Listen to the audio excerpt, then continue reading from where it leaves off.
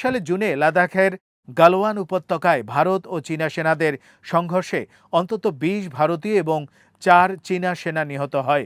একই সময় সিকিমের নাকুলাতে দুই দেশের সেনাদের মধ্যে সংঘর্ষ হয়।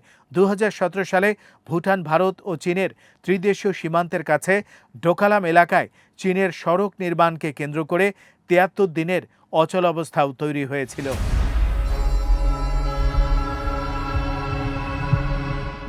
তবে সীমান্তে উত্তেজনা থাকা সত্ত্বেও দুই দেশের অর্থনৈতিক সম্পর্ক গত এক দশকে উল্লেখযোগ্যভাবে বেড়েছে।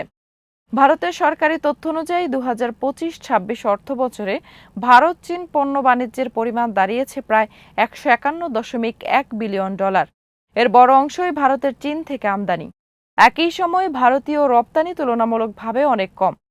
এ কারণেই বিশেষজ্ঞদের মতে ভারত চীন সম্পর্ককে সরাসরি শত্রুতা কিংবা স্বাভাবিক বন্ধুত্ব কোনোটির মাধ্যমেই পুরোপুরি ব্যাখ্যা করা যায় না, বরং এটি একটি ম্যানেজড কম্পিটিশন বা নিয়ন্ত্রিত প্রতিযোগিতার সম্পর্ক। বাণিজ্য ও কূটনৈতিক যোগাযোগ বাড়লেও সীমান্ত বিরোধ এবং আঞ্চলিক প্রভাব বিস্তারের প্রতিযোগিতা রয়ে গেছে।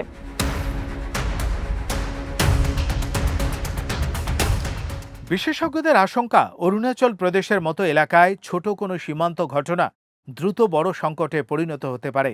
কারণ এলএসি নিয়ে দুই দেশের ভিন্ন দাবি, দুর্গম ভূখণ্ড এবং সীমান্ত অবকাঠামোর অসম উন্নয়ন পরিস্থিতিকে আরও জটিল করে তুলেছে।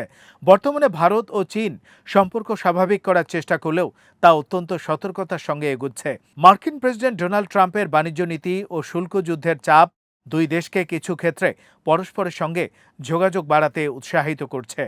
এর মধ্যেই সেপ্টেম্বর মাসে ভারতে অনুষ্ঠেয় ব্রিক্স সম্মেলনে চীনা প্রেসিডেন্ট শি জিনপিংয়ের সম্ভাব্য সফরও দুই দেশের সম্পর্কের জন্য গুরুত্বপূর্ণ হয়ে উঠছে।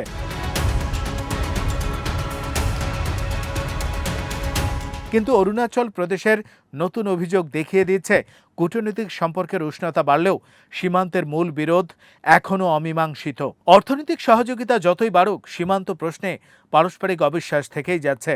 ফলে ভারত ও চীনের সম্পর্কের ভবিষ্যৎ নির্ধারণে সবচেয়ে বড় চ্যালেঞ্জ হয়ে থাকবে সীমান্তে শান্তি বজায় রাখা এবং একই সঙ্গে দীর্ঘদিনের ভূখণ্ডগত বিরোধের একটি গ্রহণযোগ্য সমাধান খুঁজে বের করা।